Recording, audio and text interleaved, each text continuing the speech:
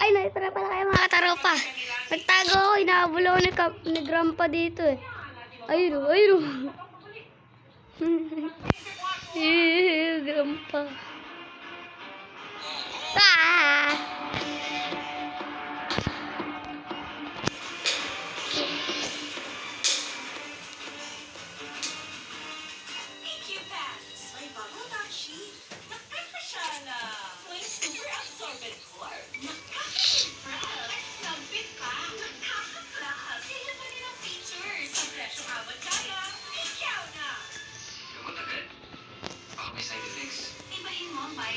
Ito yung nakuha natin kanina ng shotgun.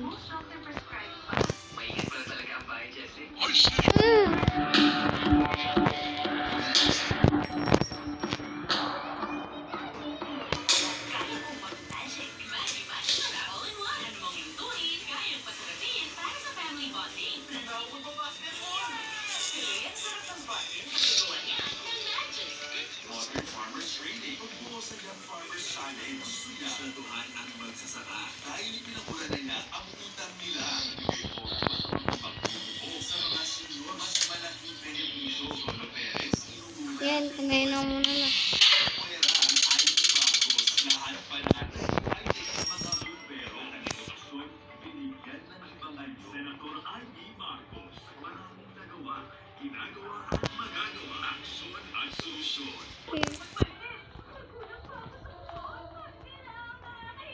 Ayun si Granny.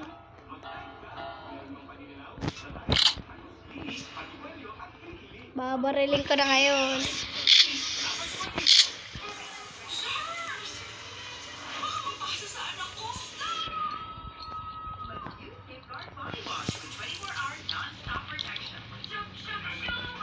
Want to play hide and seek?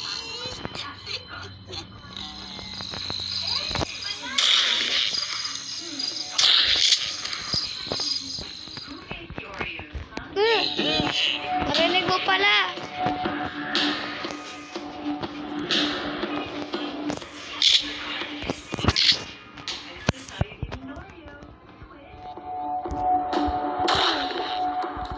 Yan, deserve.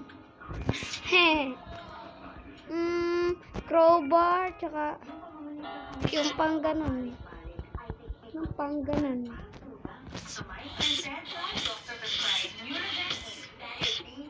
Hindi ko yung kailangan. Crowbar. Crowbar.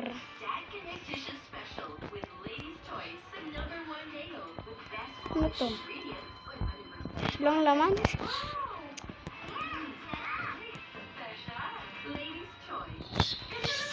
Baka meron dito.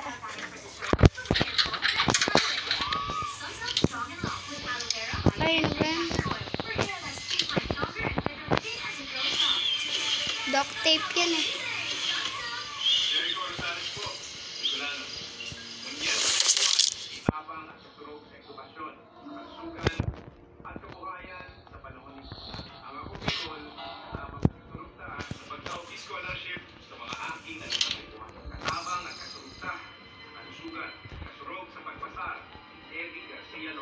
Bilang hermano ng bawat Bicolano, kuya ko partilis, plano, kaya ang suporta mo sa ako Bicol. Down Desafio, kahit gaano ka pawis, and always confident. New best ever receipt, all in right with 24-hour review. Down sa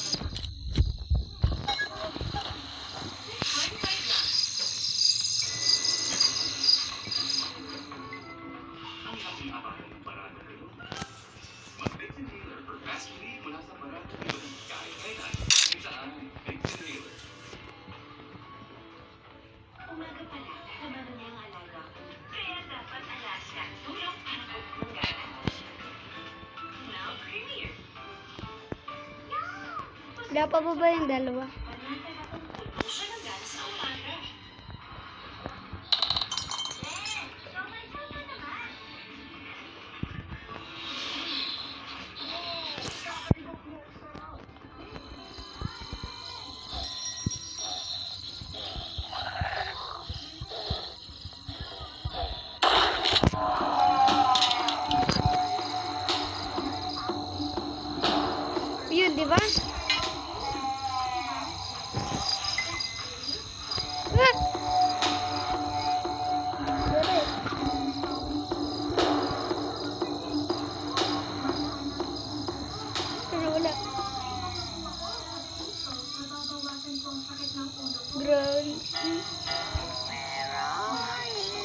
kita mo naman ako.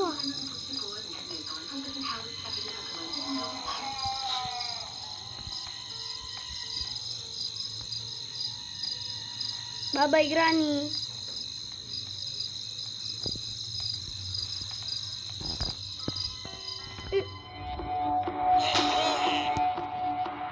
Galing talino mo talaga, Grandpa.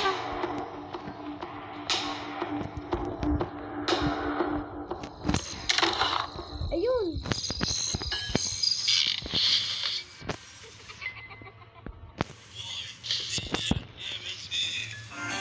Pangit ko kumanta.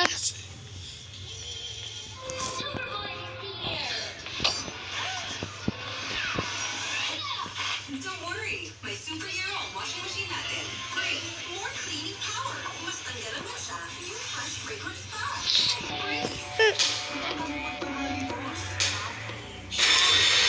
Boom! Kita na. Kopi ko brown.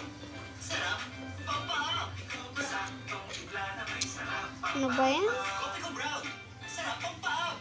Lahat ng mga salita ang nawawala na. Sinagpipisa ng gamit sa ilalakahan siya. Dito sa loob ng bansa. Bilang katalisyon ng kamalak. Kung mga umalik mag-iibig. Ano ba yan naman, oh?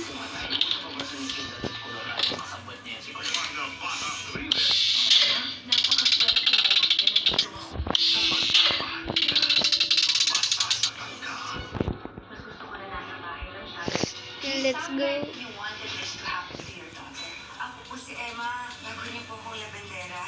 Gusto ko po maging nanay ko po kayo. Dumating na ba ang taong tatapos? Tayo natin. Si Granny pa. Yan na. Grabe. Grabe. Di na nagbago yung buhok mo, Granny. Yan pa rin. Di ka na ba nagsasawa? Bobby Viewers, February 4 p.m. sa GMA Afternoon 5.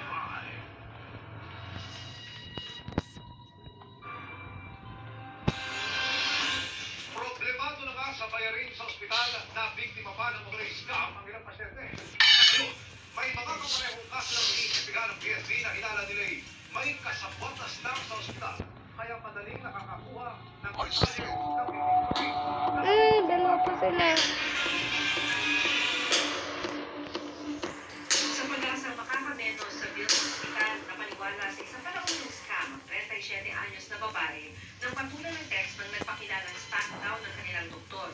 Kwento ng biktima, sinabihan sila nitong makakakuha ng discount sa professional fee kung magde-deposito raw sa binigay na account number.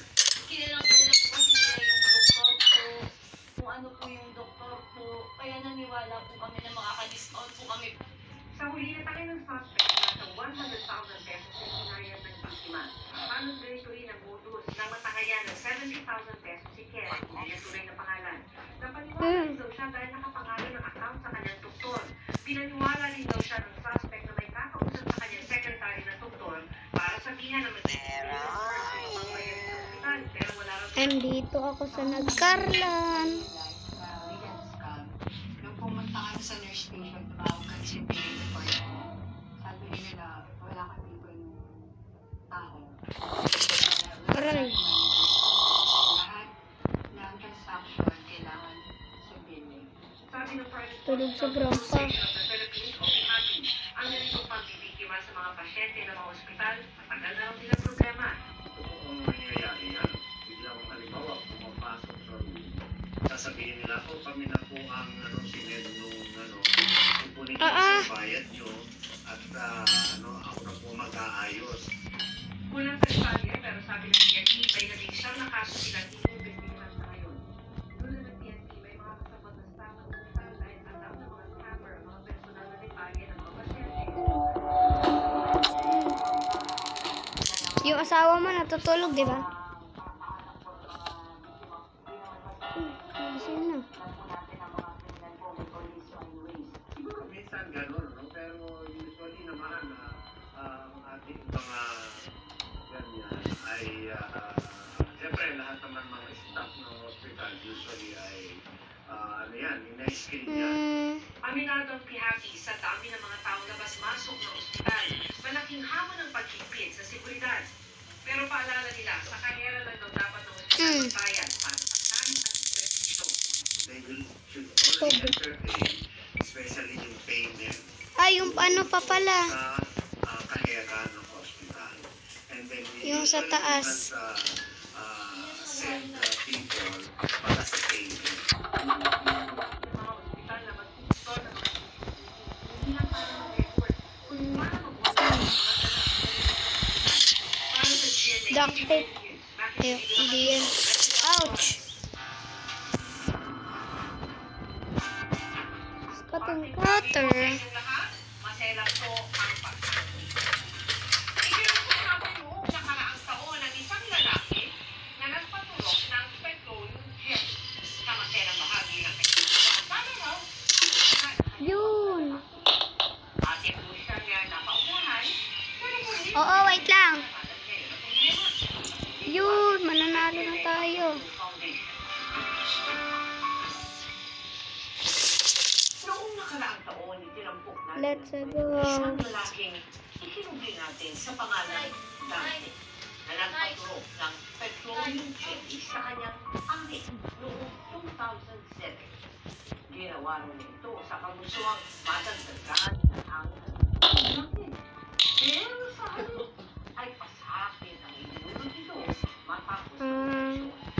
Taong 2024, sumailalim siya sa dalawang operasyon matapos lumaban sa GNA Kapuso Foundation. Bumuti ang kanyang Ito na tayo. trabaho bilang construction worker. So yan, nanalo na tayo. Aring. Apakagaling ko talaga sa SM Tara na. Let's go. Yan, natakasan ko na naman kayong dalawa. Ha.